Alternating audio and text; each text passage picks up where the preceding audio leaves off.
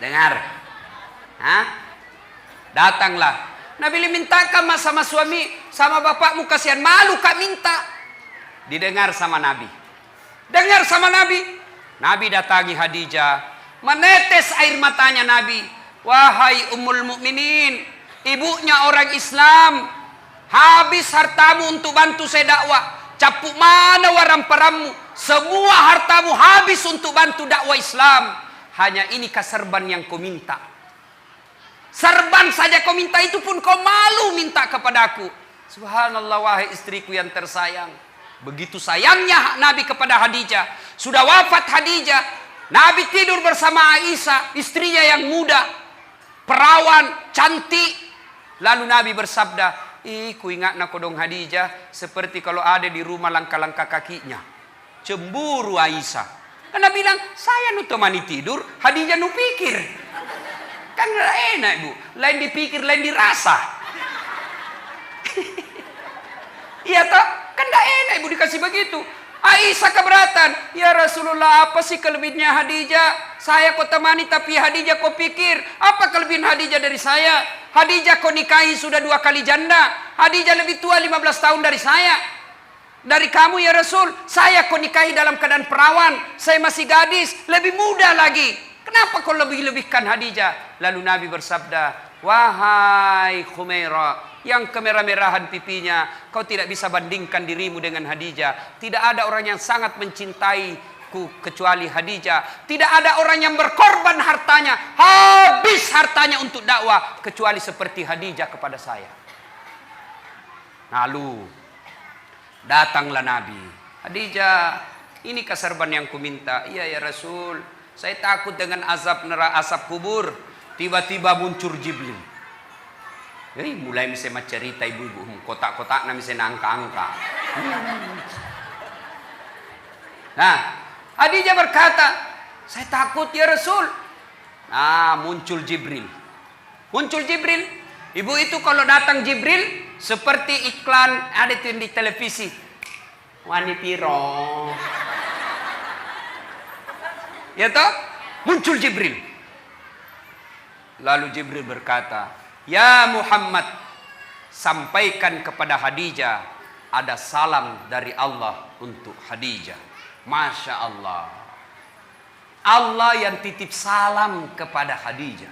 Ibu-ibu, kalau tiba-tiba datang ajudannya Pak Wakil Bupati, bilang sama kita, Ibu, salamnya Pak Iwan. Pak Iwan siapa? Ya Wakil Bupati. Senang gitu langsung. Masa masih nengah kayak itu Bapak?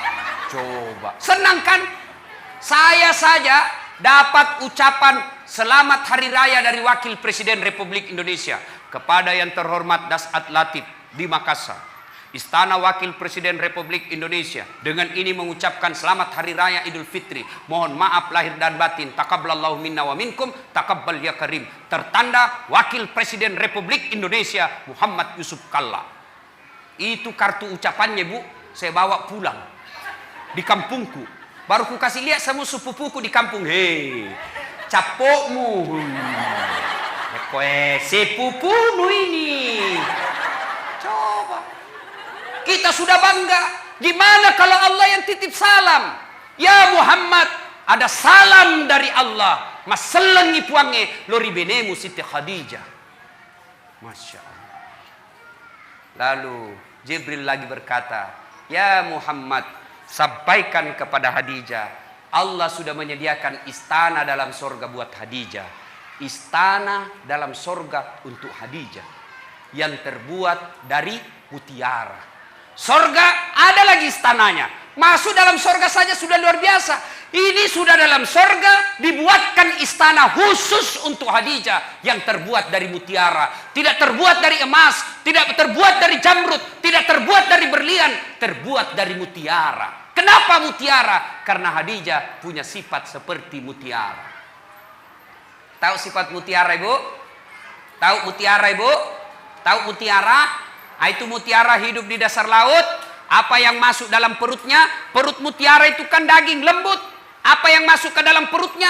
Kerikil-kerikil, pasir-pasir masuk ke dalam perutnya. Bayangkan kalau pasir ketemu kulit-kulit mutiara, lalu dia bungkus, dia tutup cangkangnya, dia olah itu pasir yang sakit, yang padis, yang mengerikan, tapi mutiara dia tutup rapat-rapat cangkangnya. Beberapa saat kemudian keluar yang pasir dan kerikil tadi menjadi mutiara, perhiasan yang semua orang menginginkannya. Apa artinya? Khadijah setiap ada masalahnya, setiap ada masalah rumah tangganya, masalah dalam hidupnya, tidak pernah dia ceritakan. Dia tutup rapat-rapat cangkangnya. Dia tidak pernah cerita ke orang lain, tapi dia cerita hanya kepada Allah Subhanahu wa ta'ala. Maka pengajian kita yang kelima adalah, Bu, ada masalah, jangan cerita ke tetangga, jangan cerita ke keluarga, lebih baik cerita kepada Allah. Bagaimana caranya? Tunaikan sholat, tingkatkan kesabaran. Sayang seribu sayang, ibu-ibu sekarang ada masalahnya pergi tetangga. Suamiku itu deh jeleknya, pelit, maseke, sudah kalau tidur ngorok, ini makin tua makin bau kali paknya. Enggak aku tahu itu suami. Masa suami tak kasih jelek-jelek begitu sama tetangga? Coba, itu suamiku pelit sekali, nak pegang uangnya, nak kasih sama sekali. Kalau datang tidak pernah tong senyum-senyum. Masa rahasia rumah tangga kita ceritakan? Maka istri seperti ini tidak akan mendapat kasih sayang dari Allah Subhanahu wa ta'ala. Jangan heran kalau ibu selalu cerita kejelekan orang, ibu cerita kejelekan rumah tangga, dia umbar semua aib rumah tangga, maka hidupnya, hatinya tidak akan pernah dapat ketentraman. Kenapa? Karena Allah jauh menjauhkan dia dari rahmatnya. Kau suka cerita kejelekan-kejelekan rumah tanggamu, maka Allah tidak akan senang kepada kamu. Allah tidak senang kepadamu, maka jangan heran hidupmu tidak bisa tenang hatinya. Jelas?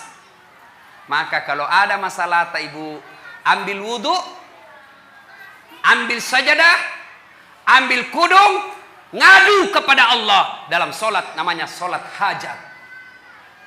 Minta maki kepada Allah. Ya Allah, saya tidak sangka suamiku begini. Saya tidak senang suamiku begini ya Allah. Tapi inilah jodohku ya Allah. Engkau yang menentukan jodohku. Saya tidak senang laki-laki seperti ini. Tapi Engkau berikan saya seperti ini. Maka berikan saya kesabaran ya Allah. Kuatkan hatiku. Tingkatkan kesabaranku ya Allah. Agar ini bisa kulalui secepatnya. Ini tidak. Ada masalahnya ambil Facebook. Update status. Tidak kusangka kau begitu. Andai ku tahu kau begitu, saya tidak terima lamaranmu. Pret. Ini kan banyak begini. Apalagi, coba ku tahu begini, tidak mau kawin sama kau. Apalagi tidak mau naduami anakmu. Jelas? Ibu-ibu. Ada di sini rumah tangga tidak ada masalahnya? Ada? Ada? Tidak ada orang tidak ada masalahnya. Tidak ada. Contoh, Pak, istri cantik. Kita kira itu enak istri cantik. Nagoda orang. Apalagi cicilan belum lunas. Anak tidak dapat kerja. Suami makin kajili-jili. Motongi cantik istri. Motongi mulus muka. Penuh dengan masalah. Maka masalah itu bukan masalah. Masalah kita adalah bagaimana mengatasi masalah. Mengatasi masalah tanpa masalah. Weh, ini warna pegadaian ibu-ibu ini. Bu, ada masalah tak ngaduki kepada Allah. Dalam cara apa Ustaz? Tingkatkan kesabaran, tunaikan sholat dengan sebaik-baiknya, perbaiki 5 waktu, tambah sholat-sholat sunnah, terutama sholat hajat di malam hari. Allah janji, ud'uni astajib lakum. Minta kau kepadaku, pasti saya kabulkan. Itu janji Allah. Salatullah, salamullah, ala toha rasulillah. Salatullah, salamullah, ala yasin habibillah. Tawassalna bismillah wa bil hadi rasulillah wa kulli mujahidilillah bi ahlil badri ya Allah. Alhamdulillah.